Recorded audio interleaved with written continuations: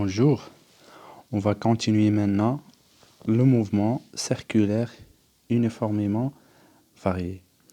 Alors, quelle est la définition d'un mouvement circulaire uniformément varié? Un mouvement est circulaire uniformément varié lorsque la trajectoire est circulaire et l'accélération angulaire égale constante. Alors, dans ce cas, on a deux équations. L'équation de la vitesse qui est égale à θ point de t égale θ de point fois t plus θ point 0. Voilà l'équation de la vitesse. L'équation horaire,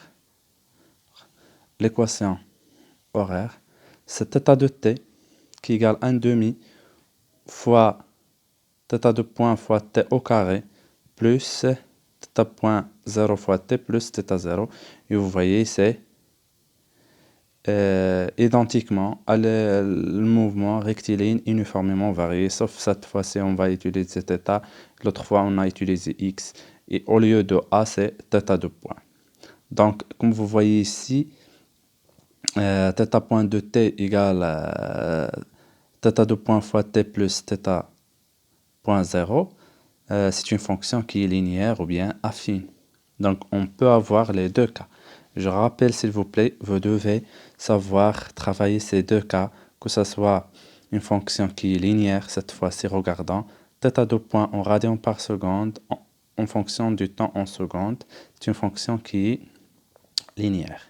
Donc, de ce point, on va calculer l'accélération angulaire qui est égale au coefficient directeur. On prend deux points 0, 0, 0, et ce point 0,4, 2. Donc, c'est 0,4 moins 0 divisé par 2 moins 0 qui égale 0,2 radians par seconde. Et vous voyez θ point 0, la vitesse angulaire initiale égale à 0. Donc, θ point t égale 0,2 t plus 0. Ce 0, c'est pas la peine de l'écrire.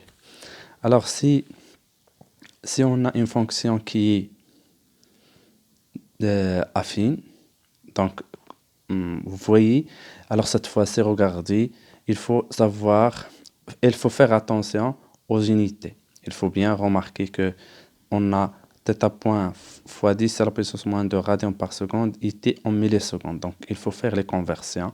Regardez ici, on va faire 4 moins 2, le tout fois 10 moins 2, la voilà. Et ici, 2 moins 0 fois 10 moins 3 millisecondes, 10 moins 3 secondes. Donc, ça égale à 10 radians par seconde au carré. Et θ point 0, c'est 2. Voilà, c'est 2. C'est lorsque t égale à 0, la vitesse angulaire initiale égale 2 radians par seconde. Et vous voyez, voilà l'équation de la vitesse.